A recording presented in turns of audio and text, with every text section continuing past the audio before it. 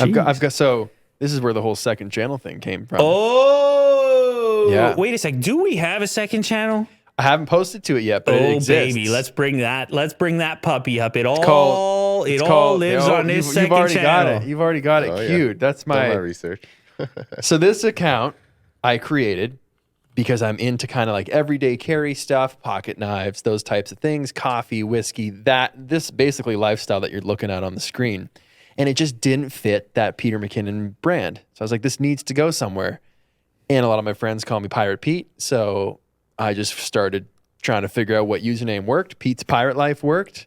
Started posting. No one knew it was me at the start, and that was kind of fun.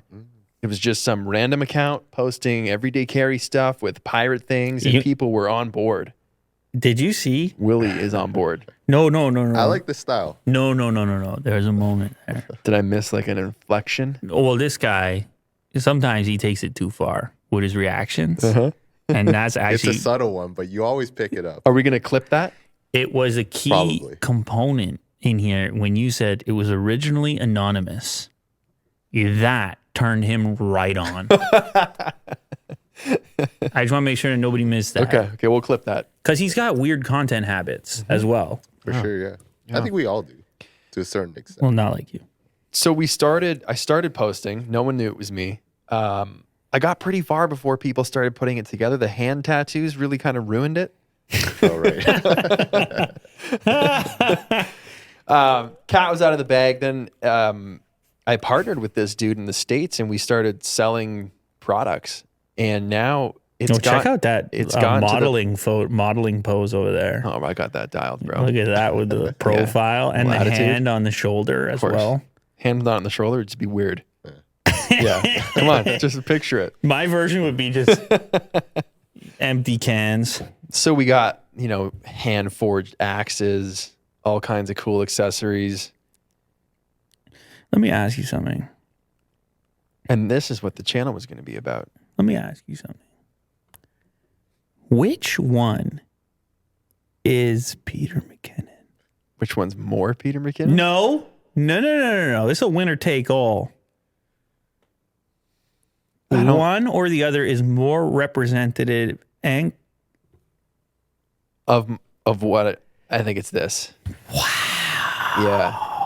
A lot of like my close friends who follow this account, when they see it, they're like, that's just you, man. Like dirt bikes and pocket knives and trucks and snowmobiles and quads and coffee and whiskey and moody lighting, and the style of photography is what you've always been into, and shooting in the fall and in the Arctic with these random dudes, and that's very much my style to a T. Yeah, I can see it. Yeah. Maybe it takes time to get here. Like your original Peter McKinnon channel, you had to go through all that to get here. It's possible. And you know what the funny thing is right now? I'm enjoying this more. Well, I can tell. How can you tell? Look at this. It's a whole mood over here. I can smell it and taste it. Yeah. That's a good descriptor. It's a whole mood over here. When you look at this and then you look at my main Instagram account. Let's go there. Let's go there, Will. Let's do this right now. No. This is it. There's nothing. Here we are. There's nothing going on over here. This looks like a YouTuber right here. This is fascinating for me. No, like what can you like? What are you tasting and smelling over here? No. I mean, it's got some of the same mood, but it doesn't have that rustic. They're not completely separate. Obviously, there's going to be some crossover. And Instagram's a weird place because I can tell that you put a lot of energy into what's going on Instagram. A lot. Yeah. So it's not really a fair comparison, but I was actually going more based on the way that you set it up. Okay. The way you were describing the new project as I was also looking at it, I was like, oh, this guy's into this. Yeah. This guy's not into that other thing, that other channel. Interesting. Like he's into this. No, because I experienced the same thing where it's hard to be into all the different things to the same degree. And it comes and goes, right? There are times where I'm tired of this for a few weeks and I don't post anything or I don't really have any activity. Then I come back to it. I'm like, oh yeah, this is sick. And it's the same with photography and video. You know, sometimes depending on the project, if I come here and get a bunch of cool shots of the truck and I'm like, oh, I'm pumped up on photography again. And how can I work it into the grid? And how can I make sure it works? And I have like 3 or 4 different test accounts that I post everything to first. And then we do what we call grid tests. And I screenshot those and send them to my friends to see what they think flows the best for the next 10 photos moving forward. And I liked, you know, this better than that. And then I'm really into it. But it's just a kind of an ebb and flow. Yeah, it's I don't know what struck me about it was the fact that your first project on the internet in the world is your name, and then your second project is an alias. Mm-hmm. The project which may reflect more personally. Yeah. It's interesting how these things transpire. That is interesting, isn't it? That like you might think it could go in the opposite direction. Yeah. There was early days of social media. People were very careful about their identity, and there was a lot of anonymity, which is the thing that made Will smirk and get turned on. Yeah.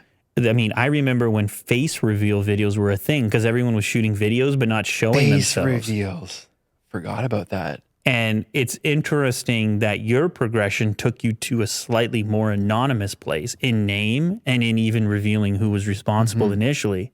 And yet it would have been even more anonymous had the original usernames been available. Go ahead. Like I wouldn't have gone with Pete's Pirate Life. I probably would have just had something to do with Pirate Life that was easier to not attach to somebody. You would have preferred for it to be even more anonymous. Yeah. You see that? How you're trying to escape? Yeah, I feel like I'm learning a lot about myself in this podcast. You're trying to escape what you built, right? Because that you built your own prison. And you're trying to escape it. I've heard it put that way before. No, we all do. I'm not. This ain't not. We all do. No. It is what it is. We all do. Like it's like, and it sounds like a really negative way to. I've even crafted my final video. If I could ever have the last video I ever post, I know it would be sick. Wow. It would be sick. I would love.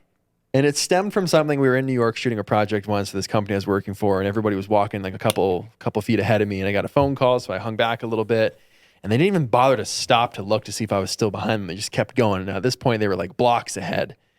And I had the thought for a moment, like if I just went back to the hotel now, packed all my stuff, made my bed, because that's what's really weird about the whole thing, packed all my stuff, made the bed, left. When these guys came back, they would find a made bed, which would freak them right out.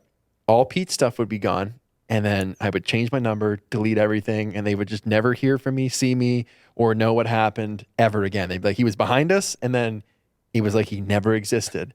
And I thought, wouldn't like the final video for someone whose whole business is online and public and internet to be erasing my entire digital footprint? How would I do that? Like partner with governments and crazy companies that would be able to pull that off, and the whole video would be a documentary about deleting myself, and I would have to like host it somewhere else because it wouldn't be on my channel, and that would be the last thing you see from me, and everything else would be removed except for that. It'd be sick. Be kind of bittersweet. Yeah, I just thought that would be interesting. I don't know that I'll ever do it. I don't think it's even possible, but it was just a cool thought. I've always kind of I like that thought. Come back to that. Yeah, I like that thought. It's one thing about being in control of like your business being you. I think it's healthy to remember that you can also turn it off. Yeah. That's what's cool. It's just like a moment in time. And I know I play with the exact same thoughts. Yeah. Like when a delete button starts feeling attractive. Yeah. Delete. Didn't Markiplier delete his whole channel? Did he? He's like when it gets to, what was it? You should look that up. There was a second channel. It wasn't his, but he had a second channel. Yeah. I was called. And when it got to a certain number, he's like, it's gone. Annis. And he did it. Yeah. Love that. It was for a year. The idea, the concept was this. I think that's healthy psychologically. Yeah. Well, you said that at the very beginning. Deleting channels, starting channels should just be more of not a huge thing. Willie Doo just mistyped the thing, and so we'll take it easy. Be careful over there. It would be nice. I think it could be a really healthy landscape for experimentation if there were, and it's mostly our own faults in that, like, we are the strictest prison guards. I often say that. Like, talk about the prison from before. Yeah. It's like, Jesus, why do I do this to myself? Why do they strangle ourselves all the time? I tell everybody I worked my whole life to get away from like working for a boss. And you're the worst boss and I'm you the could worst ever boss have. to myself than I've ever had. Amen. Yeah. Amen. And so I think that's a big thing that keeps us from like just treating the whole thing a little bit more loosely.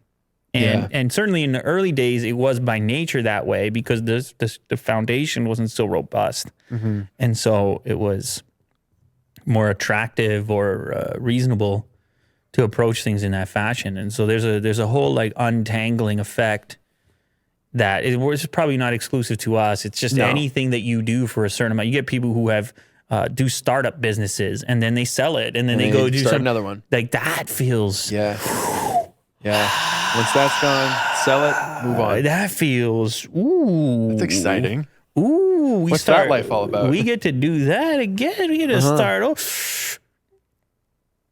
But your channel's Peter McKinnon. And your unbox therapy. You see, but I'm feeling like maybe. Is it possible? Let me ask you this. Sure. Hit me. Could Unbox Therapy have a different host? No. Same question for Willie Do. No, I don't think so. When I hear Unbox Therapy, I think of your mannerisms and all like the little things you do when you guys are crazy, man. Unbox Therapy could have another host. No. Yes. No, I don't think so. Absolutely. I'll just be sitting over here on the leather couch. No. No one would do it like you do it. Well, maybe it would That's what people look forward to. When you're looking at something, you're like, It could be something different. I'm not saying it would be exactly the same. Why don't they put it in the box? It should be in the box. Just saying. Yeah. Put it in the box. Yeah. I don't know. I'm just terrified of this thing where it's you're standing at a concert and everybody is demanding that the band play a song that they made 20 years ago. So I'm doing a documentary on a band called Angels and Airwaves. And the guitarist, you'll know Tom DeLong from Blink-182. Yeah. The guy who Aliens and UFOs. Yeah. Aliens. So I'm making this film about these guys, and it's been going on forever, just because the pandemic put a big hold on it. But one of the things he said during the interviews that we were doing was, "I've worked my whole life to just be Tom DeLong and not Tom from Blink." And it's exactly that. He's like, I don't want to stand on. I love those songs we made in the 90s, but I don't want to stand on stage and sing "What's My Age Again" every day. Like there's more to it than that. There's other things I want to explore. I want to write books and write films and play different styles of music and find aliens and do all these things with the government and make new companies. Like I don't want to just be Tom from Blink who's running around naked with a guitar. And he's like, I still love that stuff and it should still be celebrated and it's rad and I get it. He's like, but there's just more to it than that. And he's like, I've fought my whole life to become just Tom DeLong. Maybe that's the difference between making something and consuming something. Like, because you just, in his case, described something similar to what we've been talking about. Yeah. Maybe it's like when you make something, you immediately start thinking about the next thing you want to make. You don't really, in many cases, you might not like the thing you made as much as other people do. Yeah. They may like it more than you do. And so because of that, part of that process is like putting things down or wishing that you could, because the motivation to create the next thing requires you to not be fulfilled with the last thing. Yeah, that makes sense. You kind of have to push the last thing away in order to create space for the next thing, even if it's on a specific channel. That reminds me of, when Casey stopped vlogging. he used the analogy of swinging through a jungle on vines. And he's like, and to get to the next thing, I have to let go of the vine I was swinging on to get to the next one, or I won't get further ahead Right. to where I want to go. Yeah. So it kind of reminds me of that, just like letting go of the thing. Being a requirement. But then as a content consumer, you're kind of experiencing the thing from a different perspective. You're experiencing the thing in a more, first of all, faster. You spend less time with it because the finished product is often far less time consuming than the creation of the thing. Yep. And you're bringing your appreciation to it, and you're assuming that the person who made it has the same level of appreciation for it. And so when you're clamoring in the crowd to play the thing, you can't understand what the problem is. Mm-hmm. Didn't you love it as much as I did? Yeah. And maybe the answer is no. Yeah. Maybe you never did love it as much as if you were completely disconnected from it and you could have experienced it minus the process of making something, burying something, and making something else. Yeah. I don't know. I'm just wondering what it is about this trend that like a lot of people that I know that make things and publish things are often their biggest critics. They're the least likely to go rewatch something they did. I always talk. I know I'm good at what I do, but I don't really like anything that I do or anything that I make because I always just see it for what it could have been or could be in the future.